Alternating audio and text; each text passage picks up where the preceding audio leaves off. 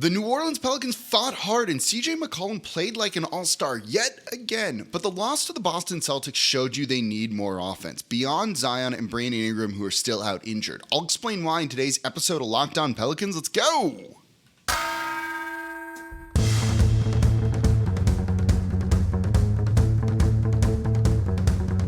You are Locked On Pelicans, your daily New Orleans Pelicans podcast, part of the Locked On Podcast Network, your team every day.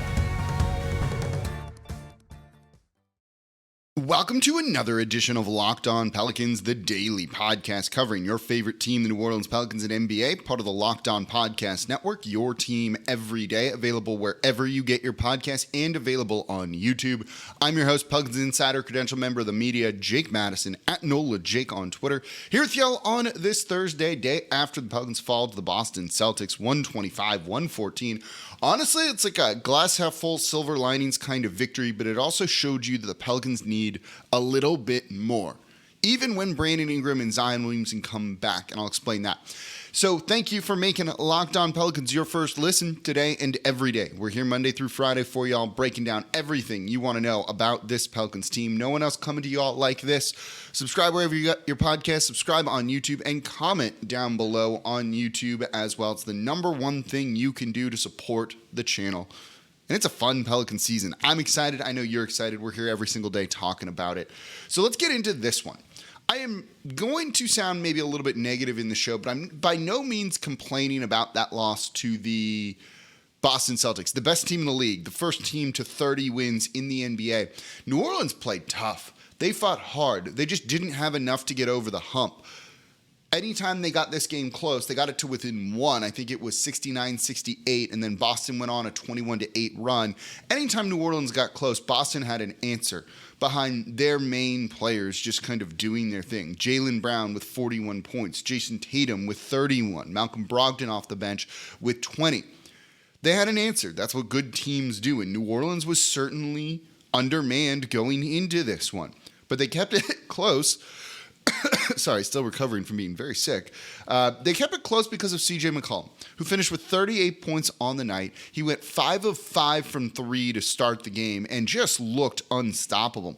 And when the three-point shot wasn't falling nearly as much, he was attacking, getting to the basket, just doing everything that he could. Again, playing like an all-star. 38 points on 24 shot attempts is a really excellent game. He's been outstanding. 4 assists, 4 rebounds, just 1 turnover. You cannot say enough about him. In fact, I did yesterday's show breaking down the numbers and how and why CJ should be an all-star in making that game. Give it a listen if you haven't already. But that wasn't enough because the Pelicans just didn't have enough else offensively. No one else was really there to step up and take on some of that scoring burden. No one else for New Orleans scored 20 or more points. The next closest was Najee Marshall with 18 points. You had Trey Murphy with 15, and then Jonas Valanciunas with just 13. 4 Pelicans players scored in double figures, and that's it. You're not going to win very many games if that's the case, if you have at least no one else getting over 20. And yes, New Orleans has 47 points in street close, with Zion Williamson and Brandon Ingram out, and they need those guys back out on the court. But here's the thing. I think this game really does tell you that New Orleans, if they're going to make a trade this season, needs to bring in a more offensive-minded player. I don't think rebounding was a big thing for them. I saw someone tweet at me the rebounding stats. The Boston Celtics won that battle 50-33. That sounds bad, right? Except Boston, for their 11 offensive rebounds, only had 8 second chance points because 6 of those 11 offensive rebounds came on just 2 possessions where Boston just kept rebounding. Boston didn't really hurt New Orleans on the glass. Yeah, those numbers look off, but you've got to dive a little bit deeper than that. You know, defensively, they could have used a couple more stops, but they actually played pretty decent defense on the Celtics. And in that third quarter, when the Boston Celtics kind of opened the game up, it was largely just because of just incredible shot making by their stars. By Jaylen Brown, by Jason Tatum, hitting their shots even with good contests on them.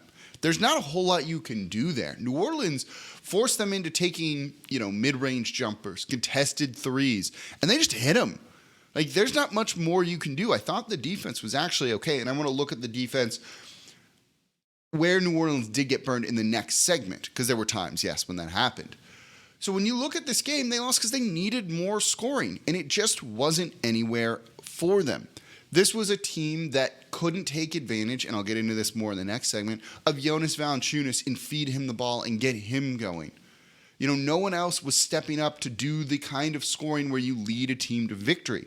Trey got 15, was 1 of 4 from 3, but he was doing it on like cleanup shots and little dunks in transition. But you need someone else that can take over in the half court.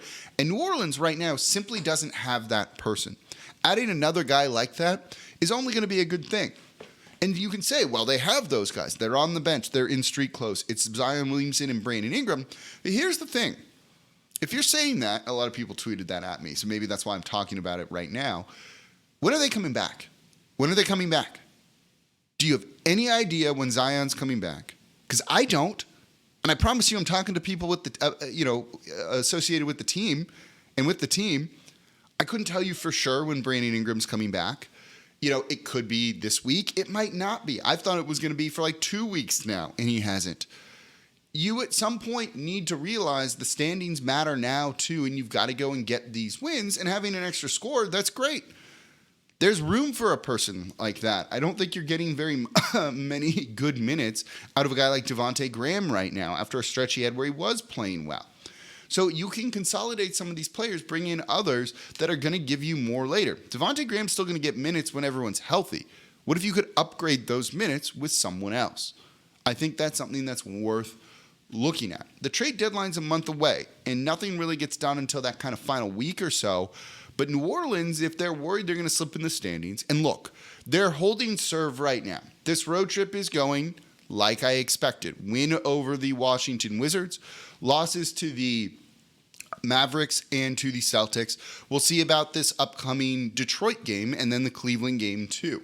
If they can go 2-3 on this road trip, that's good. That'll hold you at third in the West. But if you start to lose some other games because you don't get enough scoring, and Detroit's playing pretty well right now, it makes me a little bit worried, and you might need to pull the trigger on a trade sooner rather than later. Those assets don't do you any good unless you cash them in for something or use them to pick good players. This is something that the Boston Celtics themselves ran into. They had all those draft picks, all those assets, and never really traded them for anyone that they needed, and it would have been a very useful thing for them to do. Maybe would have won them a title by now. So New Orleans, I don't think, should necessarily wait, even if you have to overspend a little bit. But CJ was masterful, 38 points, and you still lost. You need more. You need more. And that's not a shot at these other guys for not stepping up that far. They're role players. That's what they, they're playing kind of to the max of their ability. I was impressed with everyone. I'm not that upset with this loss. But it's very clear they need another scoring threat right now, especially while Zion and BI are out. And it's not a bad thing to have even when they're back. So there you go. I do think they should start looking at making a trade sooner rather than later. But I also want to look at the defense from this game, particularly something that Boston did that New Orleans didn't, that if you can figure this out a little bit, maybe that'll carry you through and you don't need to make a panic trade or a trade right away, or you could simply stand pat at the trade deadline. That's coming up here next in today's episode of Locked On Pelicans. Before we do that, though, today's episode of Locked On Pelicans is brought to you by Built Bar. If you're looking for a delicious treat but don't want all of the fat and calories, then you've got to try a Built Bar. We just got through the holidays. One of my goals the past 2 years has been to eat healthier this year. And if you're like me where you want to eat healthier but you don't want to compromise on taste, then Built Bar is the way to go. Healthy is actually tasty.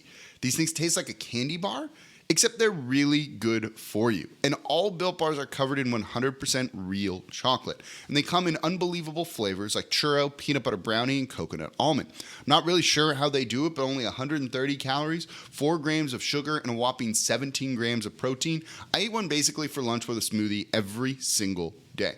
And you don't need to wait around to get a box. You can go to Built.com and order them, or now you can get them at your local Walmart or Sam's Club. So you can get a 4-pack box of cookies and cream, double chocolate, or coconut puffs at Walmart. If you go to Sam's Club, you can grab a 13-bar box with the hit flavors brownie batter, churro. Those are awesome ones. Those are some of my favorite ones. The brownie batter one is absolutely one of my go-tos. I have them in my bag here with me right now. So go to Built.com and get them that way. Go to Sam's Club. Go to Walmart. Trust me, you'll thank me. Built Bars are awesome. I eat one every single day. And thank you for making Locked On Pelicans your first listen today and every day. We're here Monday through Friday for y'all, breaking down everything you want to know about this Pelicans team. Tell me in the comments down below, do you think they should make a trade for an offensive player? I just did a trade target episode recently. We'll look at more probably in tomorrow's episode. Are there other guys or another type of player, another archetype you think they should be going after? Is it defense? Is it more of a rim protector? Let me know in the comments down below. So, in this game, the Pelicans losing to the Boston Celtics 125-114. I thought something was very interesting. Both these teams kind of run, still can't shake this cough. Both teams like to run a switching scheme. The Celtics really like to switch 1 through 5, and they can do that with Al Horford out there. The Pelicans like to play small with Larry Nance Jr. and try and switch 1 through 5 as well. They don't do that quite as much, and can't really, with Jonas Valanciunas out there. When New Orleans defensively was switching, Boston realized when there was a mismatch and attacked. You saw lots of guys getting down into the paint, big men over smalls, or small guys just dribbling right around Jonas Valanciunas or Larry Nance Jr. Larry Nance Jr. struggled in this game. This was not his best game.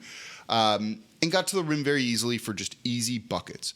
But New Orleans was not able to do the same thing. Now, there was no Herb Jones in this. New Orleans is down 3 starters. That's not exactly ideal. That certainly would have helped. I thought you had Trey Murphy looking pretty good defensively at times. But they definitely didn't do the best job of staying home and kind of doing what they needed to do when they switched. Compare that to Boston and what New Orleans wasn't doing when Boston switched. And this goes back to the offense. You know, Jonas Valanciunas in this game only had 13 points. That feels like a disappointment here. You know, in a game without Zion B.I., he's arguably the second best player on the court for the Pelicans, and he took the 4th most shot attempts. And I was on WWL radio before the game, and Mike Detillier asked me and said, is it safe to say that Jonas Valanciunas has been the most consistent player for New Orleans? And I said, no, but there's an asterisk by that because he's a big man that needs people to get him the ball. He's not the same type of big man as Zion Williamson is. You know, when New Orleans doesn't do him any favors, when the Pelicans don't do him any favors, it's not really his fault if he's not performing. Sorry. You know, it's not his fault when he's not performing. This is kind of New Orleans failing him, not able to get him the ball with entry passes, a lost art in the NBA, certainly. You know, they don't take advantage when there's a smaller guy on him, and they don't do a good job of rotating around him when he gets doubled for him to pass to an open man. And this game really showed all of that. He could have eaten, and in the first quarter started to. And then New Orleans just kind of went away from him. Even when there was a smaller defender matched up on him, when Jonas would have an easier time backing that guy down and trying to score at the rim, you know, it just didn't happen.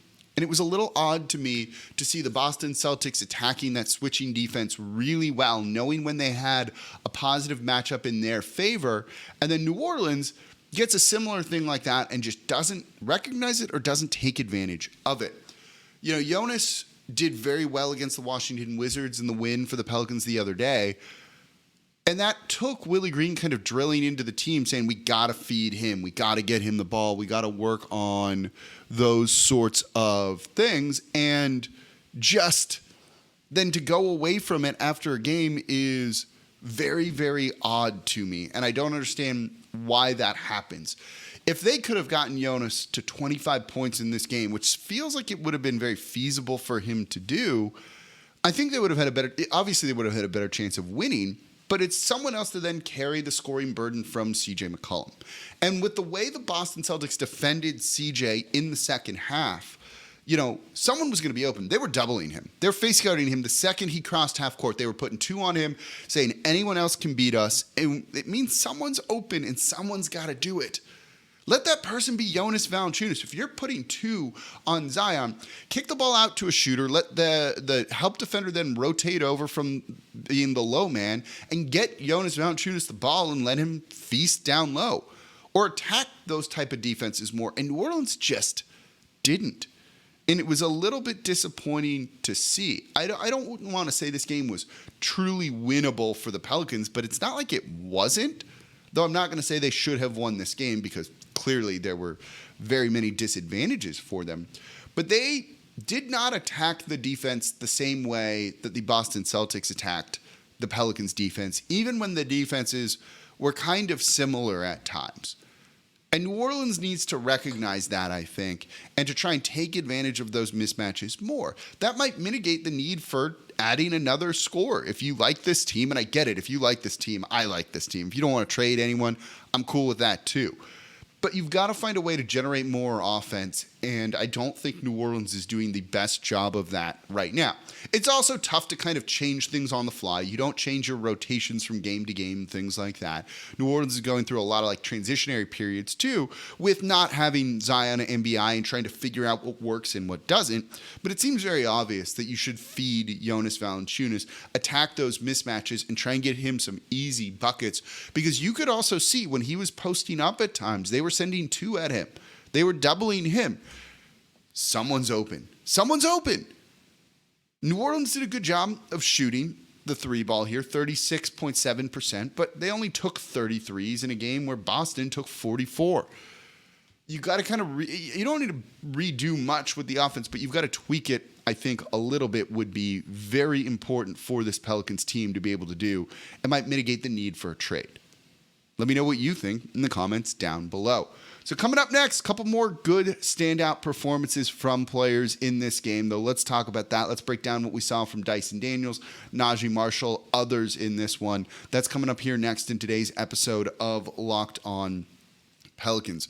Before we do that, though, today's episode of Locked On Pelicans is brought to you by LinkedIn. As a small business owner or hiring manager, you know that success in 2023 all depends on the team members you surround yourself with. That's why you have to check out LinkedIn Jobs. With LinkedIn Jobs, you can hire qualified candidates more efficiently by matching open roles with people who have the skills, values, and experiences to help you achieve your goals. You can't have open positions. It's going to kill your business. It's going to put more pressure on your other employees. God forbid they quit then, right? Well, LinkedIn Jobs helps you attract qualified candidates to your open jobs with targeting tools. They go beyond the resume data using insights from your job posts, the company, and 875 million member profiles to put your post in front of the most qualified candidates. So you identify the most qualified candidates on LinkedIn Jobs and connect with them faster and for free. And LinkedIn Jobs makes it easier to screen and rate applicants based on your job qualifications on all-in-one platform. And it's why small businesses rate LinkedIn Jobs #1 in delivering quality hires versus leading competitors. So LinkedIn Jobs helps you find the qualified candidates you want to talk to faster. Post your job for free at linkedin.com/LockedOnNBA. That's linkedin.com/LockedOnNBA to post your job for free. Terms and conditions apply. And thank you for making Locked On Pelicans your first listen today and every day. We're here Monday through Friday for y'all like no one else is. Completely free. Not a week between shows or anything like that. Monday through Friday, we are here breaking down all the Pelicans things you want to know. Subscribe wherever you get your podcast. Tell a friend about the show. Get them clued in that this Pels team is really fun and good still. And, of course, comment down below on YouTube. For your second listen, go check out Locked On Saints. Host Ross Jackson breaking down everything black and gold. Where's Sean Payton going to go? What would the compensation return for multiple first-round picks please be for the Saints? Ross Jackson, Locked On Saints, your second listen. All right, we're talking about the Pelicans losing, unfortunately, 125-114 to the Boston Celtics. Before we get into some of the other performers, I'm not panicking just yet. The road trip is going about as expected right now for the Pelicans. They're kind of holding serve. They go 2-3. I'm okay with that given the the situation here with no Zion, no BI, and at times no Herb Jones. That hurts you. So New Orleans has done as good of a job as you could hope from them, kind of weathering this pretty rough patch and rough stretch of schedule. And it also helps that the rest of the West is like doing New Orleans every single favor. New Orleans hasn't given up ground in the standings and has remained third in the West. And I'm pretty happy with that. overall from this team. So I don't think you're looking at this as a true negative of a road trip or what's going on with them now. I think this says probably more about the Pelicans and their resiliency in their fight than anything. And actually, I think you should be quite proud of them given this stretch that they're kind of going through and how they're playing right now. But still, might not be a bad thing to try and add a couple more people in. So let's look at some of the other guys in this game. Let's start with Larry Nance Jr., who really struggled. He was a minus 20 in 20 minutes of play. Didn't get a single point, just 2 rebounds. Boston's tough. They're a deep team, too. A lot of their guys do a really good job, and switching for New Orleans really led to a lot of mismatches. This might have been a game to try Billy Hernan Gomez a little bit more and see if he could have given you anything, given that the numbers for Nance in this one just not great. Missed his 2 kind of layups, just easy shots that just didn't go in. But there were so many arms and there's so much length down below for the Boston Celtics. It really made his life hard. Jackson Hayes, by comparison, was okay. 8 points for him, 4 of 6 shooting, 3 rebounds. Maybe trying a more traditional, taller big could have done something for New Orleans in those minutes that he was out there. I don't know if anything was going to change all of that much. Devontae Graham also struggled in this one. Just 2 points on the night. Did have 3 assists, 2 rebounds, and a steal. He makes like 1 solid defensive play a game, and frankly, that's a compliment to him. But his shooting, the scoring hasn't really been there in a way that New Orleans truly needs right now. Again, I think it speaks to they need some more scoring, and even when everyone's healthy, you can still have that guy in the rotation in the lineup. I liked what we saw out of Dyson Daniels, though, in his, at times limited minutes, even though he played 25 in this game, and with the starters. He reads the game really well. He still makes some bad decisions at times offensively that I didn't love. A couple of passes from him were like, wait a second, that's not great. And he very clearly isn't the most advanced in his offensive game. Struggles sometimes scoring at the rim, but his 3-point shooting has been better than expected, making a corner 3 in this one, which I thought was great. He's going to be a very, very good player. Defensively, he was as sound as you could be. They got beat a couple of times, but again, not a big knock on him.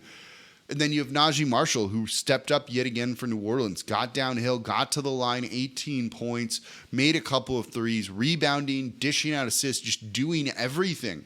If you get this level of play with Najee when the team is fully healthy, and there's no reason to think that he can't do this with like a second unit, he's going to be a huge piece for New Orleans. But they just need someone else to go with him. Give him a running mate on the second unit, and I think it could be really something special. And we're going to end the show there because I'm going to keep coughing, and I don't want to keep doing that to your eardrums here. So that's going to do it for this episode of Locked On Pelicans. If you haven't, give a listen to the episode yesterday talking about CJ McCollum and why he should make the All-Star game. We'll get more trade targets in tomorrow's episode of Locked On Pelicans. As always, I'm your host, Jake Madison, at NOLA Jake on Twitter, and I'll see you all next time.